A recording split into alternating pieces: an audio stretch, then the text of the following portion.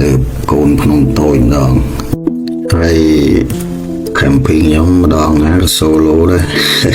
ដែលមានគ្នាទេវេទនាវណ្ណាឯងហើយគ្មានកាមេរ៉ាមែនគ្មានវល់ដែរបានធ្វើវីដេអូចែកជូនបងប្អូនមើលពាក់ព័ន្ធនឹងតំបន់ទេសចរធម្មជាតិតាន់ការឆ្នៃអញ្ចឹងណានេះឲ្យ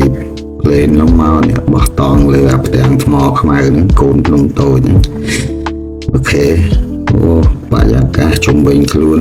អ្នកនរគ្នាមើលព្រោះអារម្មណ៍បានល្អអត់មើលមក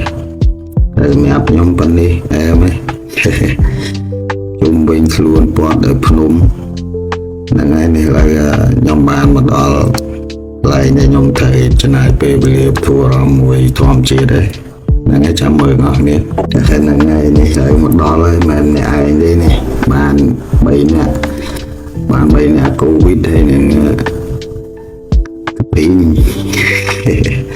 អត់ទៅណានឹងតាមពីនឹងឆ្លាតសัตว์ស្នក់ហ្នឹងវាចេះការពារចេះអីហ្នឹងហើយនេះឥឡូវមកដល់ហើយក៏រៀបចំតឡើងតង់តឡើងឲ្យហើយមេឃវាក្តៅវិញផឹកទឹកអូឆ្ងាញ់ហើយរៀបចំតឡើងតង់តឡើងអីហើយចាំគិតគូរដើរមើលរោគអីទុកដុតជប់នឹងហើយអែមបរិយាកាសហ្នឹងខ្ញុំថាស្អាតទេសម្រាប់ខ្ញុំតែបើអ្នកទាំងអស់គ្នានឹងថាចូលចិត្តដូចខ្ញុំអីដែរអត់ទេហ្នឹងហើយនេះគឺឆ្លងតង់ហើយ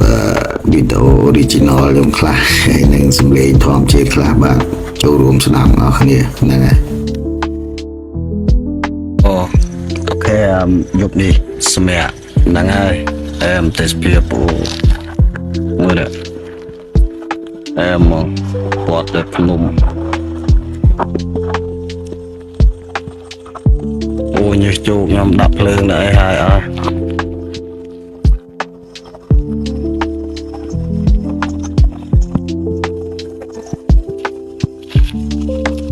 អូខេហ្នឹងហើយរួចពីចំតង់តឡើងភ្លើងសម្រាប់យប់ហ្នឹងហើយហ្នឹងហើយក៏មើលទៅឃើញទេសភាពយើងអែមដែរយ៉ាដាក់បាល់ហោះមកជុំពី